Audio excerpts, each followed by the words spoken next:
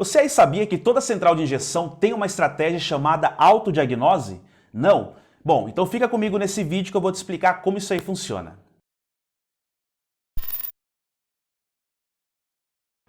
Muito bem, seja bem-vindo aqui ao nosso canal Por Dentro da Eletrônica. Meu nome é Luciano Vaz, estou trazendo para vocês mais um vídeo e no vídeo de hoje eu vou explicar exatamente isso que eu comentei lá no início. Como que uma central faz para detectar problemas? Afinal, ela é sim dotada de uma estratégia chamada autodiagnose. Vamos explicar isso de uma forma clara para você que é reparador de centrais ou também reparador do sistema de injeção, entender como que a central interpreta as possíveis falhas que existem lá no carro. Antes do vídeo começar, eu peço para você deixar o seu like, também se inscrever aqui no nosso canal, ativar o sininho de notificações para você ser avisado de vídeos novos que a gente posta e, claro, se possível, compartilhe esse vídeo com os nossos amigos. Isso ajuda muito aqui o nosso canal, tá bom? Bom, e como eu falei para vocês, nós vamos falar exatamente disso. Uma coisa que é interessante nós entendermos primeiro, como que é de fato a estratégia de autodiagnose. Então vamos entender o seguinte, autodiagnose é a capacidade que toda central possui de fazer uma detecção dos seus sinais, de fazer uma detecção de todo o sistema. E isso não importa qual módulo seja. Eu estou aqui com módulos de motores na minha bancada, mas poderia ser módulos, por exemplo, de câmbio, módulo de airbag, ABS, computadores de bordo e por aí vai. Então, quando há sistemas que utilizam arquitetura eletrônica, uma central eletrônica, é muito provável que o fabricante já coloque essa estratégia de autodiagnose ali dentro, tá? No caso das centrais de injeção, eu vou explicar para vocês em detalhes como é essa estratégia, como é a operação dela, tá? Bom, eu estou com 3 módulos diferentes. Todos eles possuem essa estratégia. E é muito simples você entender isso. Basta você desconectar o sensor e você vai perceber que lá na telinha do scanner é muito provável que você tenha lá o defeito recorrente e a luz de anomalia acesa. Então isso por si só já prova que essa estratégia ela é extremamente funcional. Mas como a ECU consegue interpretar? Como que ela sabe que existe um defeito específico em um determinado sensor? Olha só como a estratégia funciona. Eu separei aqui alguns slides para a gente ir conversando. E o primeiro mostra exatamente como essa estratégia ela opera. Dá uma olhada aqui, ó. O autodiagnóstico nós podemos dividir em 2 etapas. O autodiagnóstico elétrico e o autodiagnóstico funcional, tá? Ambos são diferentes, mas eu vou explicar basicamente o conceito dos dois aqui para que você possa entender claramente. O primeiro, o autodiagnóstico funcional, ele se baseia no seguinte quesito, dá uma olhada. Basicamente, ele usa algumas estatísticas mais frequentes, e, por exemplo, quando um sensor ele tem um travamento mecânico, um sensor móvel, por exemplo, ou quando o valor dele não há uma modificação coerente de 0 a 5 volts, a central, através de um contador estatístico, um contador de falhas, ela vai reconhecer uma não plausibilidade no sinal. Assim sendo, através de cálculos matemáticos, e outros funcionamentos, basicamente do motor ou de outros sensores, podem indicar que há um travamento, por exemplo, num sensor, no TPS, por exemplo, ou um MAP, Digamos que o sinal daquele componente parou, tá? E parou dentro da escala ideal de um sensor, que nós sabemos bem que é de 0 até 5 volts. Obviamente, aquele sinal travado, aquele sinal estático, ele pode ser percebido como uma falha através de cálculos matemáticos, estatística e, obviamente, outros sensores em operação vão ajudar a ECU a interpretar que há uma falha. E ela, muitas vezes, vai anotar um código, um DTC, indicando que existe uma não plausibilidade naquele sinal. O que é isso? Que não existe uma coerência naquilo que está acontecendo com o sinal daquele sensor. Afinal, outros sensores estão tendo suas variações e talvez o MAP ali, no exemplo que a gente está citando, ele está estático, então existe uma não plausibilidade ali. O outro tipo de diagnóstico que nós temos, como a gente comentou, é o diagnóstico elétrico. Dá uma olhada como é que esse diagnóstico funciona. Tem um slide aqui para a gente poder analisar. O autodiagnóstico elétrico, ele funciona, ou ele se baseia através das condições de valores que o sensor opera, Então, por exemplo, se o sinal está fora da faixa ideal, se, por exemplo, o sensor está em curto, com o positivo, com a massa, a central ela vai reconhecer isso. E nesse tipo de diagnóstico elétrico, ela consegue reconhecer o quê? A interrupção do circuito, ou seja, quando há um chicote com problema, quando há uma quebra do chicote ou uma desconexão dele. Também ela consegue reconhecer o quê aqui, ó? quando há um curto-circuito com a massa e quando há um curto-circuito ao positivo. Para a gente entender melhor esse contexto, vamos analisar um sinal simples de qualquer sensor. Vamos usar o MAP como exemplo, né? Olha só, esse gráfico que nós temos aí do MAP, ele mostra ali a variação que nós temos de um sinal que vai do mínimo até o máximo, certo? Podemos perceber o seguinte aí, que, por exemplo, o sinal desse MAP, ele está trabalhando dentro de uma escala propícia ali, dentro de uma escala específica. A escala é 0,4 volts a, no máximo, 4,65 volts, como nós podemos ver dentro da escala. Quando nós temos ali 4,65 volts aproximadamente, nós temos ali um padrão muito próximo a um bar, tá? Ou seja, pressão máxima que esse coletor vai atingir se não for turbo-alimentado, claro, né? E quando nós temos ali 0,4 volts aproximadamente, nós temos um valor muito próximo ali a 0,8, 0,7, que daí seria exatamente esse coletor tendo uma depressão, né? Tendo ali basicamente uma queda da sua pressão positiva, o famoso vácuo que nós temos no motor.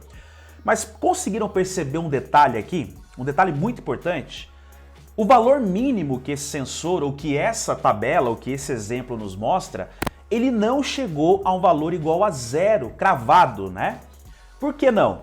Porque quando chega a zero cravado, a central vai usar a estratégia de autodiagnóstico e vai reconhecer que esse sensor, quando está com essa condição, ele está exatamente em curto-circuito com a massa. Porque quando nós temos algo tocando a massa, o sinal daquela referência ele cai a zero.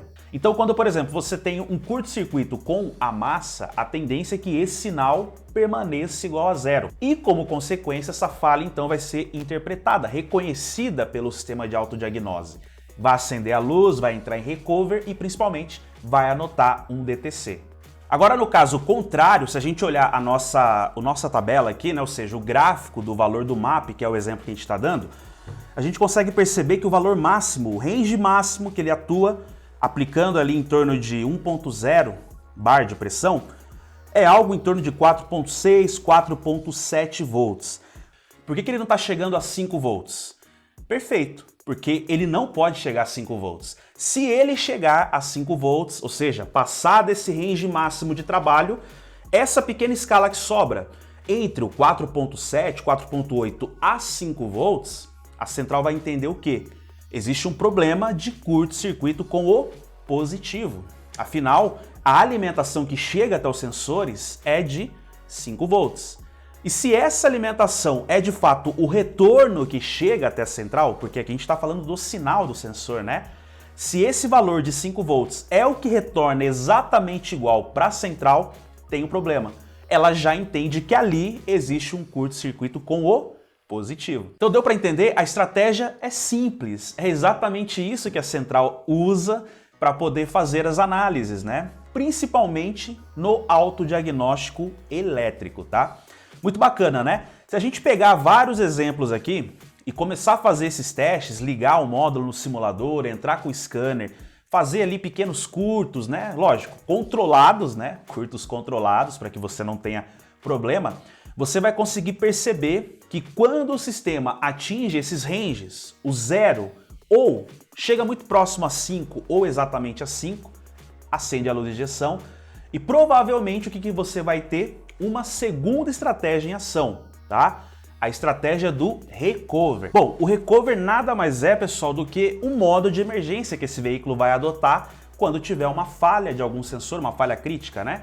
Então, quando você tiver lá problemas onde o sensor tiver ou dando curto com a massa, curto com o positivo, ou até mesmo, né, tendo ali um valor estático dentro dessa escala, mas o valor não muda, a central ela vai reconhecer isso como uma falha e vai adotar as estratégias específicas que existem aqui dentro da memória, né? Pode ser uma estratégia de reduzir a potência em veículos mais modernos, quando você tem um problema ali de um sensor importante, você pode ter a redução de potência. Muitas vezes é um sensor ali importante que orienta talvez ali a medição de temperatura. Você vai ter o acionamento do eletroventilador de forma constante. Então essas estratégias, elas visam proteger os componentes, proteger o sistema, proteger o motor, né? para que você não tenha maiores danos por conta de uma leitura errada de um sensor. Então olha só como é fundamental uma central ter incorporado esses tipos de estratégias.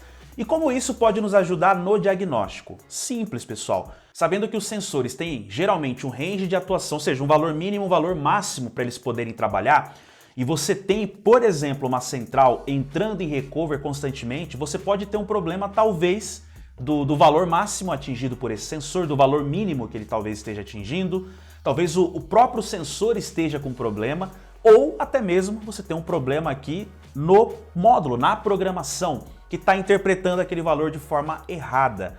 Então esse é só um dos exemplos, né? E isso também nos ajuda aqui dentro da central. Por quê? Quando você tem um problema desse, onde existe um defeito constante num sensor, você troca várias vezes, né? Não resolve, e aí você constata que o defeito está na central, existem componentes internos que podem fazer com que a central habilite essas estratégias. Por exemplo, componentes como capacitores de cerâmica, que podem fechar talvez curto com a massa e possivelmente gerar um recover aqui dentro, ou seja, gerar um problema onde a central identifica que um sensor está em curto com a massa. Isso é só um dos exemplos. Então, quando você entende as estratégias em ação, sabe exatamente como fazer o diagnóstico e como interpretar o que o scanner está te dizendo, você com certeza faz um diagnóstico muito mais preciso lá no sistema de injeção e, consequentemente, também aqui na ECU, beleza? Só para finalizar, que tipos de DTCs nós teríamos, por exemplo, quando existe um problema desse? Curto com a massa ou curto com o positivo? Exatamente esses, né? Então você pode encontrar lá no teu scanner problema do sensor tal, curto-circuito com a massa. Se está com a massa, você sabe que o valor dele provavelmente está chegando para ECU igual a 0, né? E como consequência, você vai ter que analisar o chicote, ver se o sensor não está em curto, literalmente. Ou se tiver o contrário, curto com positivo, você também vai ver essa descrição lá no scanner. Mas é possível que você também encontre um outro tipo de DTC, que é bem comum. Tensão alta do sensor tal. A tensão alta indica que esse valor, esse range, está muito maior do que o valor nominal. Então provavelmente ele está bem próximo dos 5 volts. E aí é um indicativo que existe uma falha, provavelmente, de curto com o positivo, né? Então é isso, pessoal. Espero que essas dicas de hoje mais simples, né, possam te dar uma luz aí nos diagnósticos, que você possa, ao fazer aí os possíveis diagnósticos, começar a notar esses detalhes, né? A realmente ali dar uma analisada nesses detalhes e nunca desprezar o que o scanner te apresenta. Scanner não resolve defeito, muitas vezes ele te dá sim algumas dicas ali do que pode ser, só que tem que saber interpretar. Então às vezes você tem um defeito desse, tá se batendo, e muitas vezes o diagnóstico está um pouco mais simples, né? Que você pode conseguir aí fazer a resolução do defeito, beleza? Pessoal, esse é o vídeo de hoje então, espero que você tenha gostado, deixe o seu like aqui, isso aqui ajuda muito a gente, compartilhe esse vídeo com seus amigos, se quer saber dos nossos cursos, link aqui na descrição. Grande abraço a todos, nos vemos aí no próximo vídeo, valeu a todos vocês aí, tchau, tchau!